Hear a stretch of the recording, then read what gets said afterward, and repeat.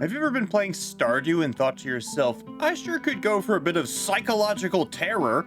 Hey people, voice talking to you, and today we're checking out Grimshire, an adorable new farming sim with a horrifying secret. If you'd like to check this game out for yourself or see my full playthrough streams, there are links to both down in the description. We awake on the docks of an unfamiliar but charming little village called Grimshire. Inhabited by a friendly cast of animal characters, this seems like the perfect place to settle down and start a farm. Unfortunately, we just arrived from the capital, which we learned was in a state of total chaos. The ship captain that brought us here only managed to rescue our character and a fatally injured goat woman, who dies shortly after.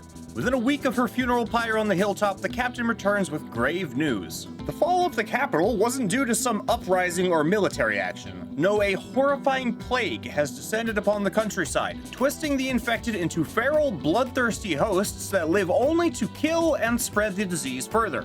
Sounds a lot like the animal equivalent of a zombie outbreak, which I guess could just be jacked up rabies. Most villages like Grimshire have either been wiped out or survived by turning their homes into an apocalyptic stronghold. Cut off from supplies with nowhere to go, the people of Grimshire will need our help if they're gonna survive. Why they've chosen to place their lives in the paws of a complete stranger is completely beyond my understanding, but we can only hope they live to regret that decision. Ha! As if a berry-picking bear would laugh. You're a rabbit. I'm gonna put you in a pot. You think that armor's gonna save you? But I mean that in a literal sense. From here on out, the fate of Grimshire will be determined almost entirely by the choices we make, and the villagers might live or die because of it.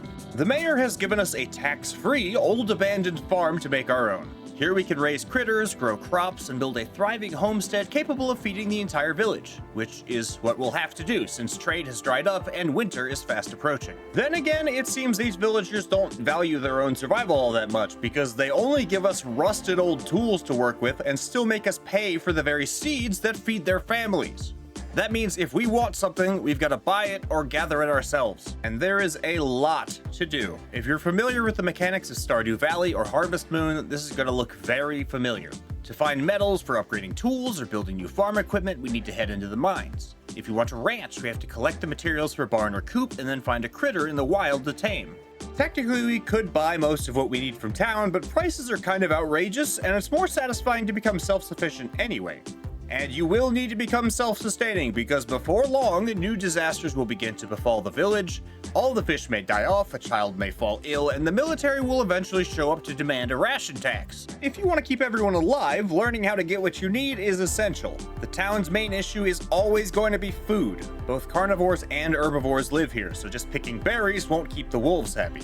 You'll also need to learn preservation methods like drying, smoking, and pickling so food doesn't spoil in the village root cellar.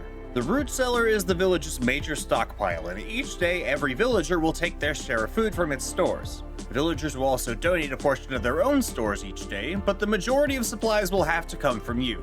And no, we do not get paid for what we donate. Now, our character doesn't need to eat, but almost every action from cutting wood to watering crops will cost us stamina, and the only way to recover stamina is to eat or sleep until the next day.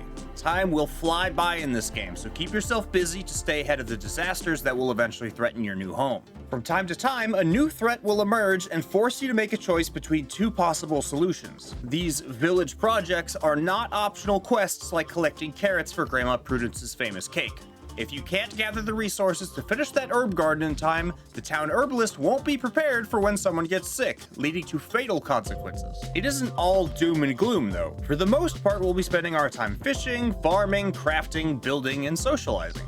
Much like Stardew, each villager has their own personality, skills, schedule, birthday, and even preferences for gifts. We could build up our relationship with each of them and maybe even find a romance with a special someone. The UI and quality of life for all these mechanics is pretty great too.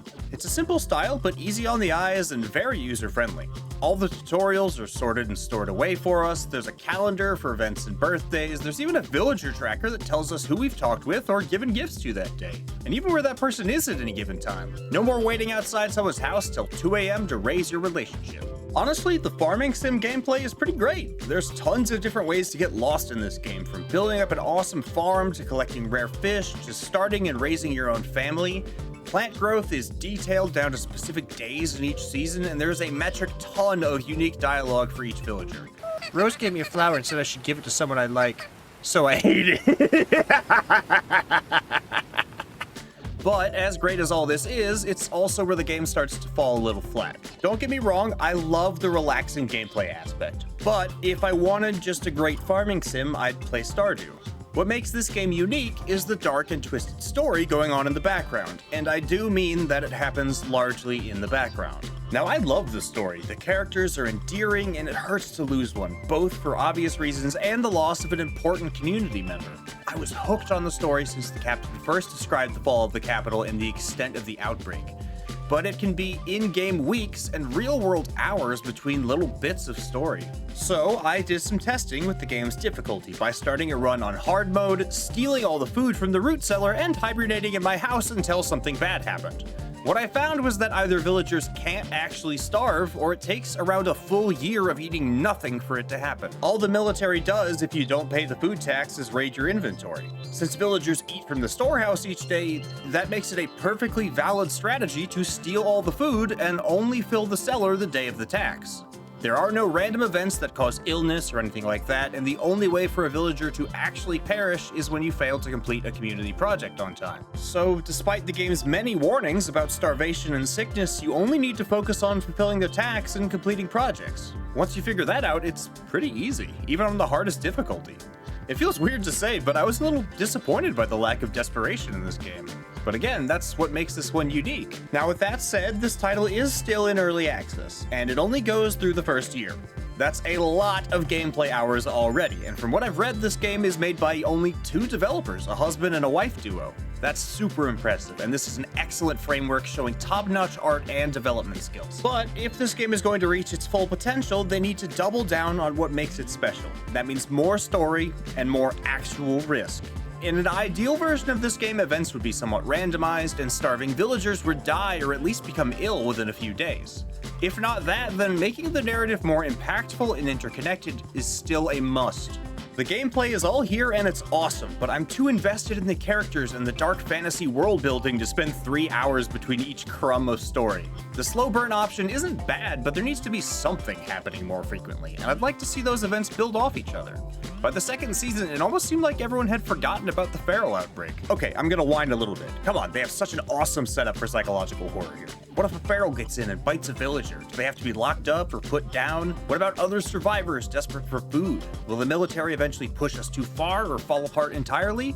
Tons of untapped potential still. Now, I certainly don't regret buying this game, and I can't wait for the full release. But I do hope the story becomes more involved and the danger more serious. The farming sim gameplay is spot on, and the overall style is incredibly charming. But I'm also hoping for a more gritty survival experience where my decisions really matter. I'm just the voice in your head though, so what do you think about Grimshire? Are you into the slow, relaxed pace, or would you prefer something a bit more tense? Is this unique enough to earn your support, or would you rather go back to Stardew?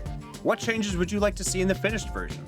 Let me know what you think down in the comments. I'd love to talk with you. If you enjoyed this video, leaving a like or a comment helps me out a ton, but it won't stop me from eating the villagers. Can you take me to the woods? I want to go catch a bluggy. Yes, child. Come with me into the woods unsupervised. You will be safe there. If you want more, subscribing is the best way to support the channel and keep new content coming your way, because I put out new stuff every single week. Thanks so much for listening to me today, and you'll be hearing from me again real soon.